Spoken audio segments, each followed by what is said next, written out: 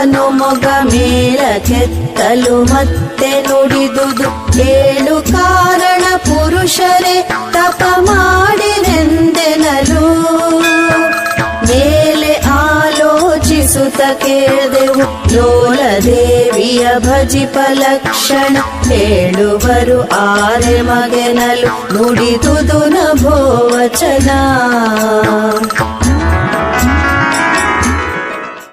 ದೇವಿ ಪುರಾಣ ಹಿನ್ನೆಲೆಯಲ್ಲಿ ಬರುವ ಈ ಸನ್ನಿವೇಶವು ಸೃಷ್ಟಿಯ ಆದಿಕಾಲದಲ್ಲಿ ಬ್ರಹ್ಮ, ವಿಷ್ಣು ಮತ್ತು ಮಹೇಶ್ವರರು ಬಾಲತ್ರಿಮೂರ್ತಿಗಳು ತಮ್ಮ ಅಸ್ತಿತ್ವದ ರಹಸ್ಯವನ್ನು ಅರಿಯಲು ಪ್ರಯತ್ನಿಸುವ ಸಂದರ್ಭವನ್ನು ವಿವರಿಸುತ್ತದೆ.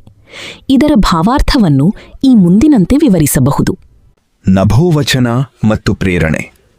ಬಾಲತ್ರಿಮೂರ್ತಿಗಳು ದಾರಿ ಕಾಣದೆ ಗಹನವಾದ ಚಿಂತೆಯಲ್ಲಿರುವಾಗ ಆಕಾಶದಿಂದ ಒಂದು ದಿವ್ಯವಾಣಿ ಕೇಳಿಬರುತ್ತದೆ. ಆ ಧ್ವನಿಯನ್ನು ಕೇಳಿದ ಕೂಡಲೇ ಅವರು ಕುತೂಹಲ ಮತ್ತು ಭಕ್ತಿಯಿಂದ ಮುಖವನ್ನು ಮೇಲಕ್ಕೆತ್ತಿ ನೋಡುತ್ತಾರೆ.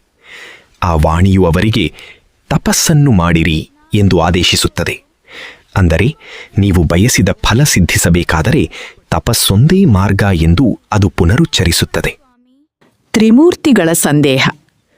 ಆಕಾಶವಾಣಿಯ ಮಾತನ್ನು ಕೇಳಿದ ನಂತರ ಸಾಧಕರಲ್ಲಿ ಒಂದು ಆಲೋಚನೆ ಅಥವಾ ಪ್ರಶ್ನೆ ಮೂಡುತ್ತದೆ.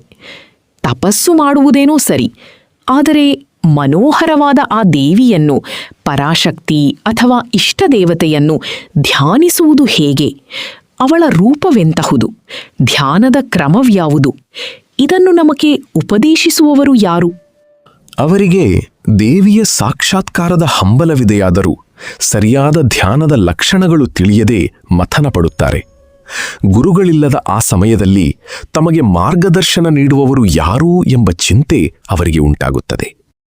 ಆಕಾಶವಾಣಿಯಿಂದ ಮಾರ್ಗದರ್ಶನ. ಸಾಧಕರ ಈ ಆಂತರಿಕ ಹಂಬಲವನ್ನು ಅರಿತ ಆ ದಿವ್ಯವಾಣಿಯು ನಭೋವಚನಂ ಮತ್ತೆ ಅಶರೀರವಾಣಿಯಾಗಿ ಧ್ವನಿಸುತ್ತದೆ. ದೇವಿಯನ್ನು ಹೇಗೆ ಧ್ಯಾನಿಸಬೇಕು ಎಂಬ ವಿಧಿವಿಧಾನಗಳನ್ನು, ಅವಳ ದಿವ್ಯರೂಪದ ವರ್ಣನೆಯನ್ನು ಮತ್ತು ಮನಸ್ಸನ್ನು ಹೇಗೆ ಏಕಾಗ್ರಗೊಳಿಸಬೇಕು ಎಂಬ ಗುಟ್ಟನ್ನು ಆ ಧ್ವನಿಯೇ ಅವರಿಗೆ ವಿವರಿಸಲು ಪ್ರಾರಂಭಿಸುತ್ತದೆ. ನಭೋವಚನವು ವಿವರಿಸಿದ ಧ್ಯಾನದ ಲಕ್ಷಣಗಳು. ತ್ರಿಮೂರ್ತಿಗಳ ಈ ಪ್ರಶ್ನೆಗೆ ಉತ್ತರಿಸುವಂತೆ ಆಕಾಶವಾಣಿಯು ದೇವಿಯ ಧ್ಯಾನದ ರೀತಿಯನ್ನು ಈ ಕೆಳಗಿನಂತೆ ವಿವರಿಸುತ್ತದೆ. ಸರ್ವವ್ಯಾಪಿ ಶಕ್ತಿ. ಆಕೆ ಕೇವಲ ಒಂದು ರೂಪಕ್ಕೆ ಸೀಮಿತವಾದವಳಲ್ಲ. ಆಕೆ ಈ ಇಡೀ ಬ್ರಹ್ಮಾಂಡದ ಮೂಲ ಚೈತನ್ಯ, ಆದಿಶಕ್ತಿ. ಮನಸ್ಸಿನ ಏಕಾಗ್ರತೆ. ಬಾಹ್ಯ ಕಣ್ಣುಗಳನ್ನಲ್ಲದೆ ಅಂತರಂಗದ ಕಣ್ಣಿನಿಂದ ಜ್ಞಾನಚಕ್ಷು ಅವಳನ್ನು ಕಾಣಬೇಕು. ಮನಸ್ಸನ್ನು ಎಲ್ಲ ವಿಷಯಗಳಿಂದ ಮುಕ್ತಗೊಳಿಸಿ ಅವಳಲ್ಲಿ ಲೀನವಾಗಬೇಕು. ಹ್ರೀಂಕಾರ ಮಂತ್ರ. ದೇವಿಯ ಮೂಲಮಂತ್ರವಾದ ಹ್ರೀಂ ಎಂಬ ಬೀಜಾಕ್ಷರವನ್ನು ಜಪಿಸುತ್ತಾ ಆ ಶಬ್ದದ ಲಯದಲ್ಲಿ ದೇವಿಯನ್ನು ಕಾಣಬೇಕೆಂದು ತಿಳಿಸುತ್ತದೆ. ನಿರ್ಗುಣ ಮತ್ತು ಸಗುಣ ರೂಪ. ಆಕೆ ನಿರಾಕಾರಳಾದಿದ್ದರೂ ಭಕ್ತರ ಅನುಗ್ರಹಕ್ಕಾಗಿ ಮನೋಹರವಾದ ರೂಪವನ್ನು ಧರಿಸುತ್ತಾಳೆ.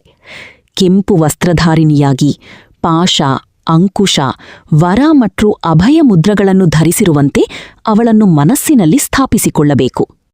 ಸಂಕ್ಷಿಪ್ತವಾಗಿ ಹೇಳುವುದಾದರೆ, ಇದು ಗುರುವಿನ ಅನುಪಸ್ಥಿತಿಯಲ್ಲಿ ದೈವವೇ ಆಕಾಶವಾಣಿಯ ರೂಪದಲ್ಲಿ ಬಂದು ಸಾಧಕನಿಗೆ ತಪಸ್ಸಿನ ದಾರಿ ತೋರಿಸಿ ದೇವಿಯ ಸ್ವರೂಪವನ್ನು ಮನಸ್ಸಿನಲ್ಲಿ ಹೇಗೆ ನಿಲ್ಲಿಸಿಕೊಳ್ಳಬೇಕು, ಧ್ಯಾನಿಸಬೇಕು ಎಂಬುದನ್ನು ಕಲಿಸಿಕೊಡುವ ಒಂದು ಪವಿತ್ರ ಸನ್ನಿವೇಶವಾಗಿದೆ.